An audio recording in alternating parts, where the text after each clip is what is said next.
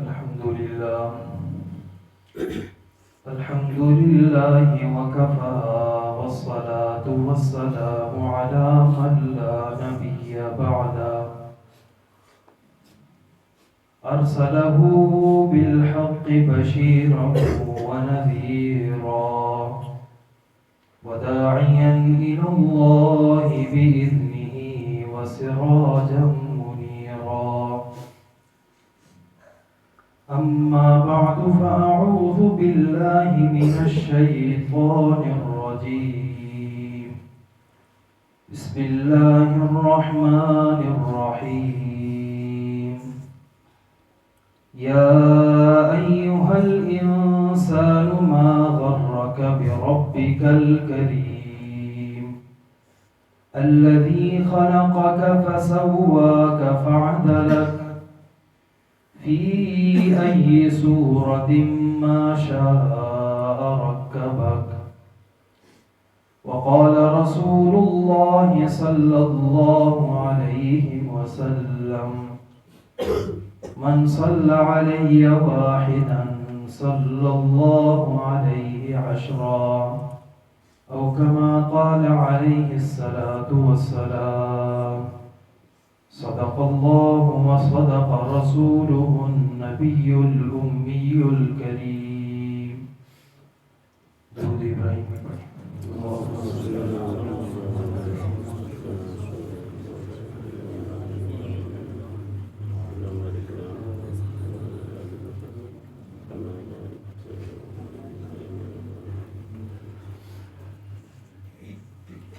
معزز سامعین، عزیز بزرگوں، ہم سب اللہ کے کلام کے پڑھنے سے اور سننے سے مستفیض ہوئے. یہ سب اللہ کی کرم نوازی ہے. انسان اس میں ذرہ برابر بھی یہ نہیں کہہ سکتا کہ میں نے اپنے اختیار سے پڑھا یا میں نے اپنے اختیار سے سنا. یہی کلام ہے، یہی تراویح ہیں، یہی نوافل ہیں، یہی روزے ہیں. غیر رمضان میں بھی انسان پڑھ سکتا ہے لیکن استطاعت نہیں ہے. اللہ رب العزت ہی رمضان المبارک میں بندے کو استطاعت دے دیتے ہیں. بندہ دن پر روزہ رکھتا ہے، رات کو 20 رکعت تراویح پڑھ لیتا ہے. یہ اللہ کی کرم نوازی ہے. بندہ اگر کسی چیز میں اختیار رکھتا ہے، وہ صرف اور صرف سعی کی ہے، کوشش کی ہے کہ ذرا بھی وہ قدم اٹھاتا ہے کسی نیکی کے کام پہ، اللہ رب العزت اس کی توفیق، اس کو جو ہے وہ کام اس کی آسانی کے لیے اللہ رب العزت اور زیادہ مہیا کر لیتے ہیں اور زیادہ جو ہے قریب کر لیتے ہیں. اور ہم سب ایک لحاظ سے مبارکباد کے بھی مستحق ہیں کہ اللہ رب العزت کے عظیم الشان کلام کو ہم نے سنا اور سنایا. اس پر ہم جتنا بھی اللہ کے دربار میں شکر ادا کریں اتنا ہی کم ہے. اس لیے ہم سے اچھی جوانیاں رکھنے والے، ہم سے اچھے مال و دولت رکھنے والے، دنیاوی نعمتوں سے ہر لحاظ سے مالا مال وہ ایسے افراد بھی ہیں جنہوں نے تراویح تو درکنار روزے بھی نہیں رکھے، روزے تو درکنار نماز بھی نہیں پڑھی. تو یہ کتنے جو ہے ہم سب کے لیے احساس والی بات ہے کہ اللہ رب العزت نے اپنی مخلوقات میں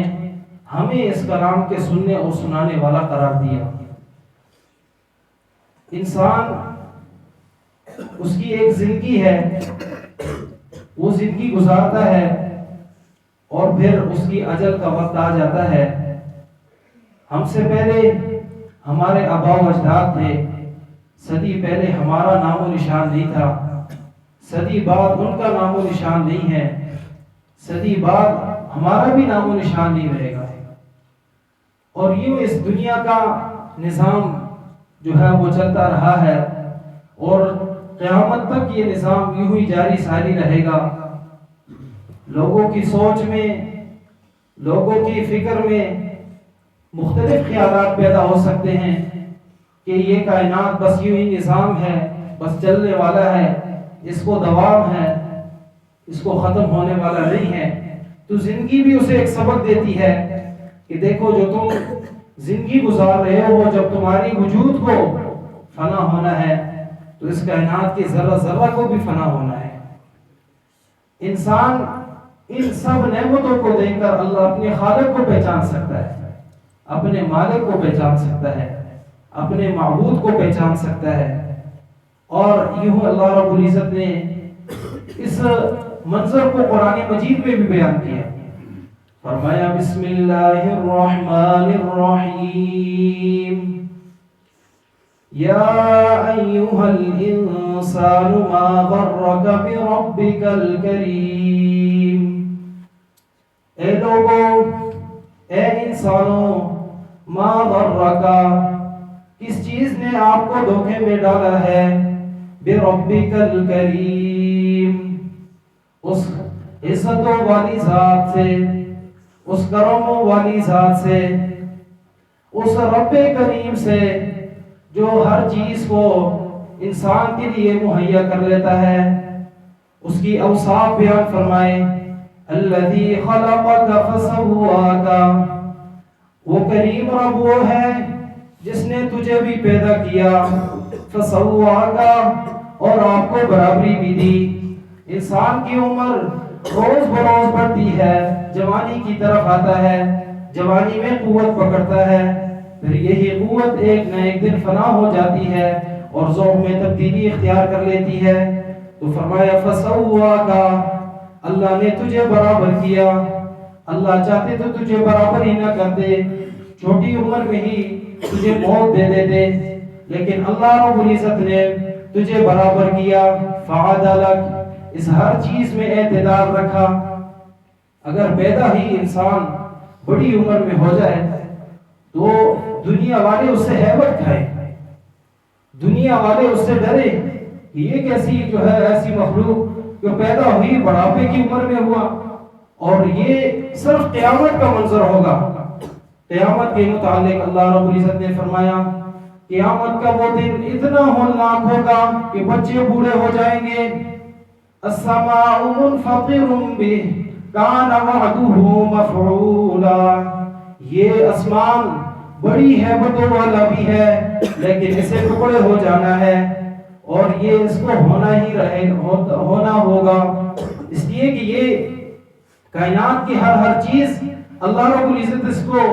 فنا کے ساتھ اس کی وابستگی رکھی ہے۔ فرمایا فی ای صورت ما شاء رکبک، جس صورت میں بھی اللہ نے چاہا تجھے بالکل برابر کیا، بالکل ٹھیک ٹھیک پیدا کیا۔ جتنے بھی انسان ہیں اللہ رب العزت نے ہر ایک انسان کی خصلت دوسرے انسان کے ساتھ وابستہ رکھی، کہ اللہ رب العزت نے آنکھیں دی تو ایسی جگہ پر اسے فٹ کیا کہ کائنات میں آج تک کوئی ایسے نہیں ہے کہ جو اس آنکھوں کو یہاں سے نکال کر کوئی اور جگہ اس کے لیے منتخب کر لے۔ اسی طرح ہر عرض کا ایسا اللہ رب العزت نے انتظام کیا کہ ساری کائنات والے جو ہے وہ اس عرض کو علیحدہ کر کے دوسری جگہ کہیں بھی فٹ نہیں کر سکتے۔ فرمایا کلا بل تکذبون بالدین، اتنا اللہ رب العزت نے کرم کیا تم لوگوں پر،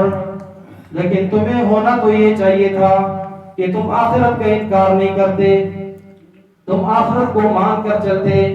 لیکن ہوا اس کے برعکس، کلا بل تکذبون بالدین، تم نے تو قیامت کے دن کو جھٹلا دیا، قیامت کے دن کو جھٹلا دیا۔ کلا بل تکذبون بالدین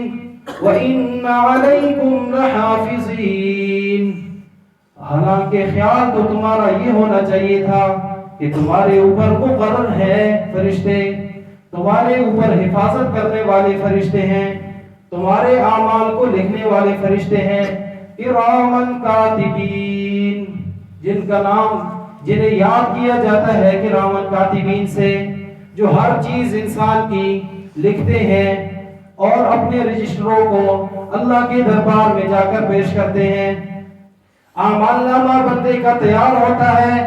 انہی اعمال نامے کو قیامت کے دن اللہ رب العزت بندے کے حوالے کریں گے، پھر وہی لوگ جو ان اعمال نامے میں جن کی نیکیاں زیادہ ہوں گی، جن کے اعمال صالحہ زیادہ ہوں گے، وہی سرخرو ہوں گے، اور جن کے اعمال سیئہ زیادہ ہوں گے وہی وہ لوگ ہوں گے کہ جو اسے چھپاتے ہوئے پھریں گے۔ اللہ رب العزت نے فرمایا فَأَمَّا مَنْ أُوتِيَ كِتَابَهُ بِيَمِينِهِ،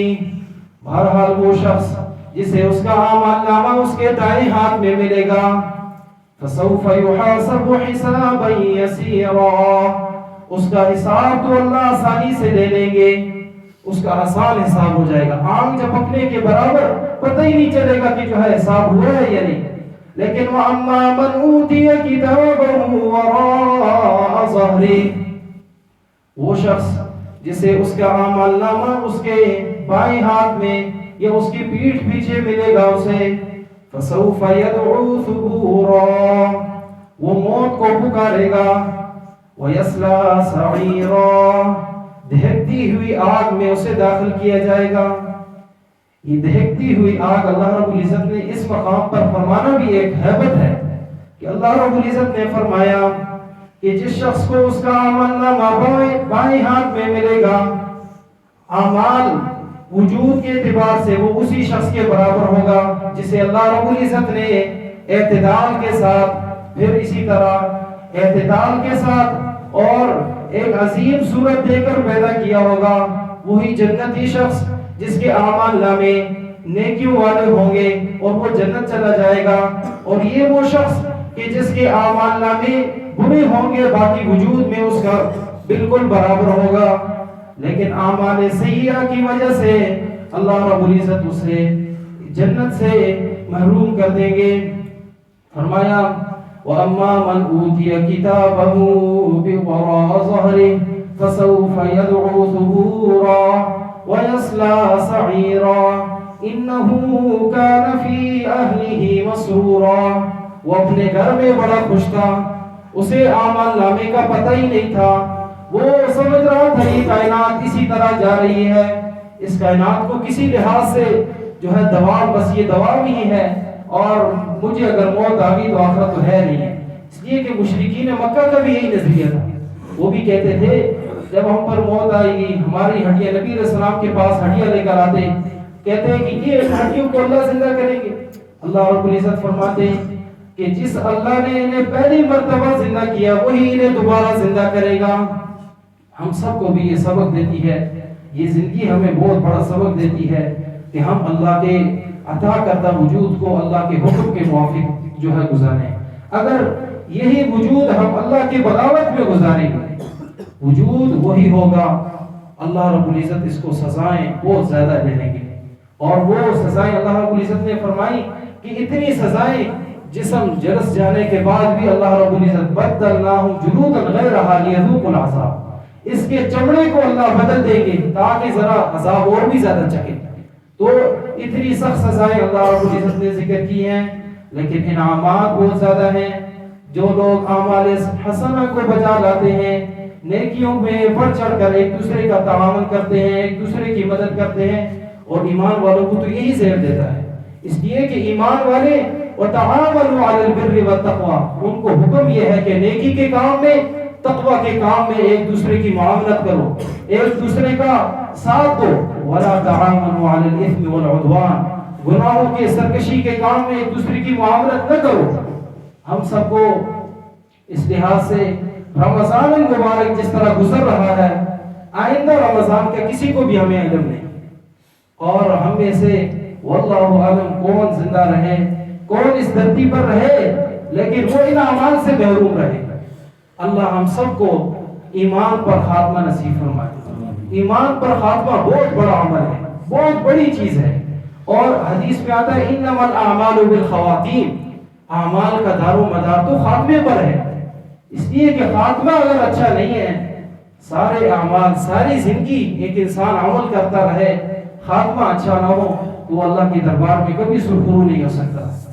اور اسی کا ایک نقشہ قرآن کریم میں سورہ کہف میں ملتا ہے کہ انسان بڑے سے بڑا عمل کرے لیکن اپنے عقائد سے بے خبر ہو، اپنے نظریات سے بے خبر ہو، اور نظریات سے اتنا بے خبر ہو کہ پتہ ہی نہ ہو، اعمال میں لگ لگ کر اپنے عقائد جو ایمانیات ہیں ان کو ہی بلا دیا۔ تو ان کے متعلق فرمایا قُلْ هَلْ أُنَبِّئُكُمْ بِالْأَخْسَرِينَ أَعْمَالًا، اے نبی کہہ دیجئے کیا میں آپ کو بتاؤں قیامت کے دن سب سے زیادہ نقصان والے اعمال والا کون ہوگا؟ کہ جس کے اعمال نامے ڈھیروں ہوں گے، بڑے اچھے اعمال کیے ہوں گے، لیکن خسارے والے اعمال انہوں نے کیے ہوں گے۔ وہ کون ہوں گے؟ الذین ضل سعیہم فی الحیات الدنیا، وہ لوگ جنہوں نے